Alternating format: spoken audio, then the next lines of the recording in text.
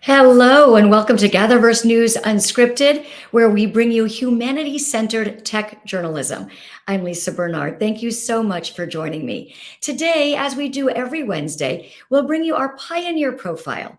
That's where we take an in depth look at someone who's working in Web3, but who is also considering the impact that emerging tech has on humans and on society.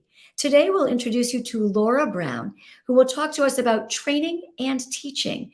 Laura uses XR to create first person perspective experiences, and she helps use that with police officers and individuals who find themselves in mental health crisis response situations. But first, we will go back to the AWE playground where I got to try some new tech demos that I'd never seen before. I used a VR backpack, something I certainly had never seen before. Inside it are batteries and a computer and hardware that go along with the VR headset. And in this case, I was supposed to feel water from a tap on my hands and steam coming from a kettle. I'm not exactly sure I did feel those sensations, but I know that this new tech is a priority for many creators, and the innovations are coming quickly.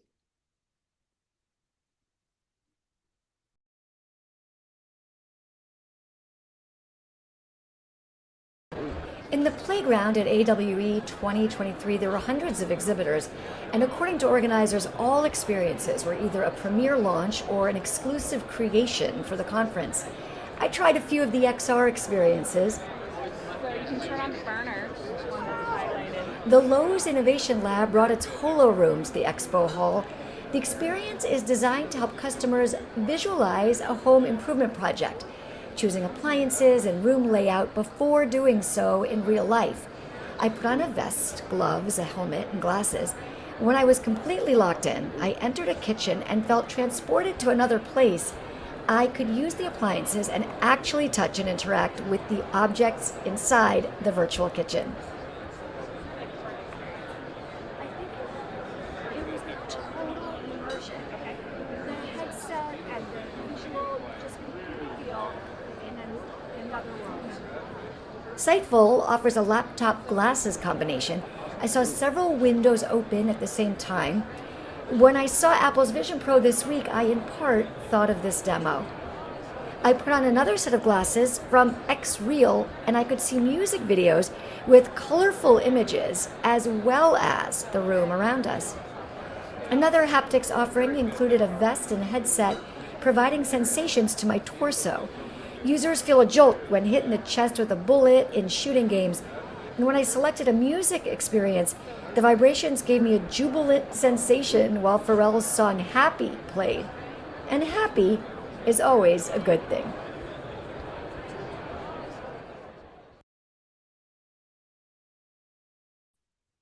Thank you to our associate producers, Jordan Klein, Juliana Salamone, and Teresa Fitzgibbon for their help with that piece. And now on to our pioneer profile. Laura Brown is an educator who uses VR to help with public safety. She does this both by personalizing learning for individuals, and she uses it for training police officers in mental health crisis response situations. Here is Laura Brown.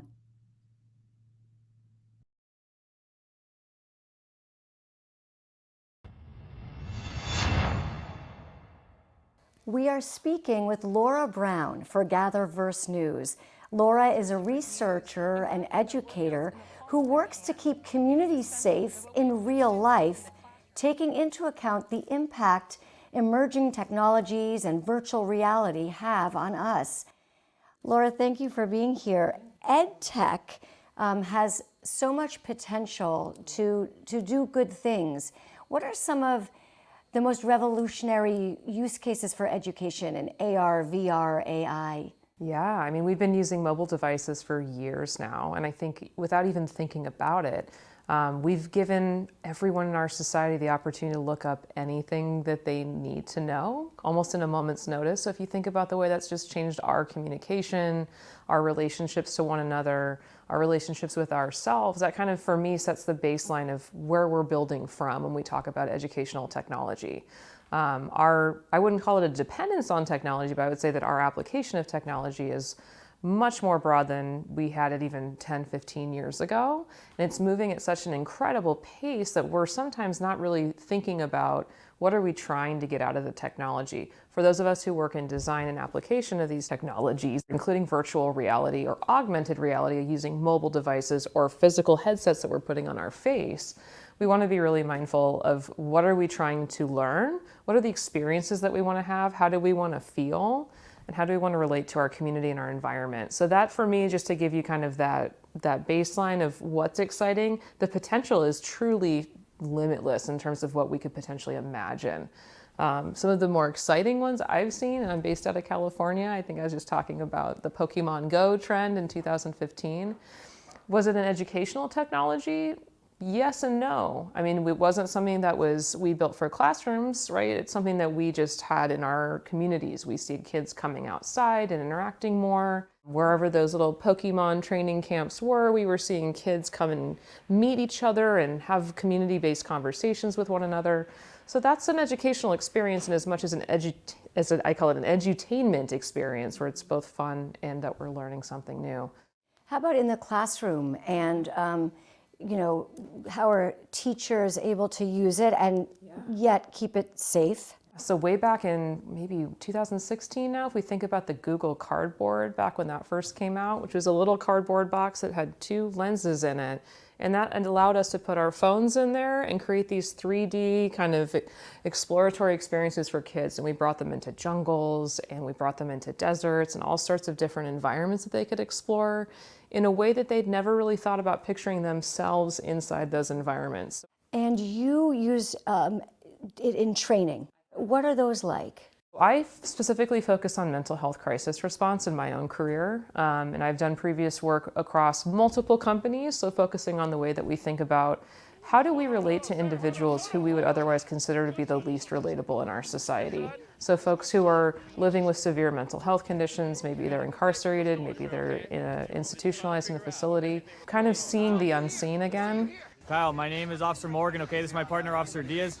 That's what I've used VR for, is to create first-person perspective experiences, either from a police officer's point of view or from an individual's point of view, to help us better understand what a crisis actually is. Because a crisis, a lot of the time, is a misalignment of expectations, behavior, emotions, feelings, perceptions.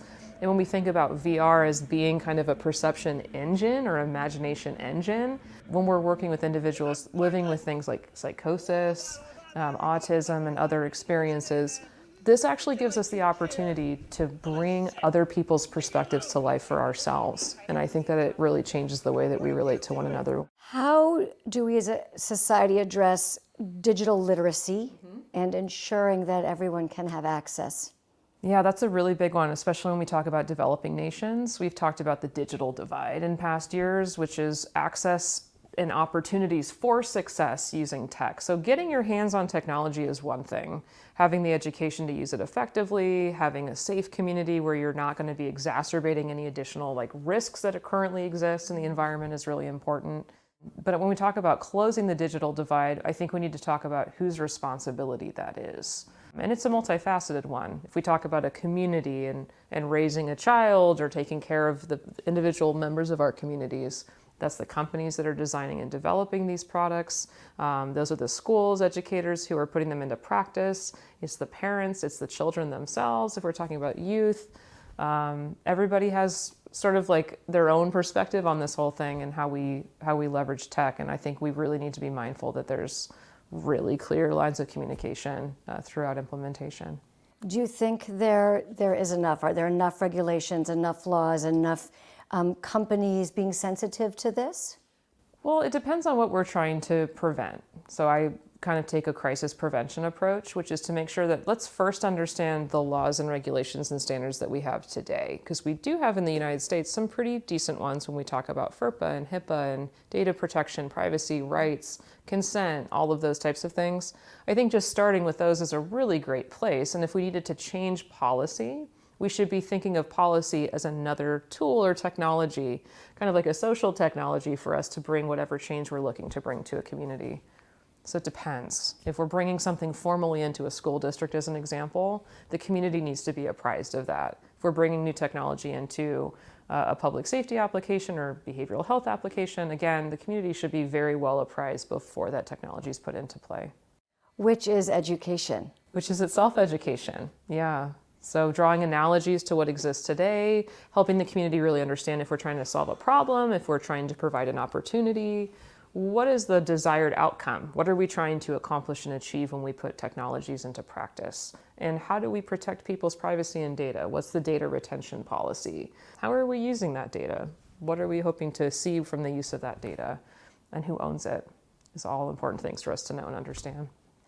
Absolutely. There's so much work to be done. Sure. I think, in terms of just being an educator, and I'm coming from, my background is working with at-risk populations, low-income populations, under-resourced populations. So if we look at technology as a resource, what I really value as an educator that leverages technology is the scalability, the quality of the education, and then the personalization for the learner. So I can meet an individual student's need much better depending on how I apply technology or design an experience, and I can scale it to more students who may be having those needs unmet in other areas. So if we talk about specific kids in urban populations as an example, if I was able to develop a community safety application for tech, like virtual reality or an augmented reality experience where I could bring kids into safe spaces, I could be using municipal data to do that. I could find areas of low crime rates, I can find areas of high crime and figure out how to kind of keep and track kids away from that. All above board, all transparent in doing so, I think is really important. We don't want to engage in any kind of manipulation of folks, but I think if we can have those conversations as a community, there's a ton of incredible things that we could do with this type of tech. Yeah. Thank you. Thank you so much for being with us today.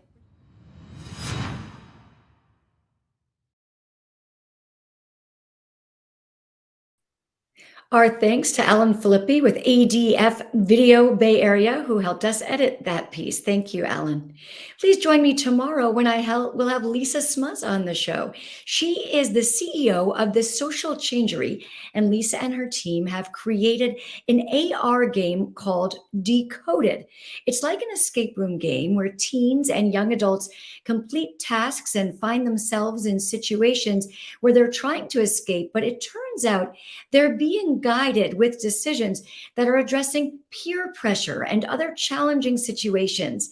And it's like a fun way and a non-preachy way to teach them about substance abuse and prevention. That's tomorrow at noon Pacific time, right here, same place, same time. I hope you'll join me then. Thank you so much for joining me today. See you back here tomorrow. Have a great day.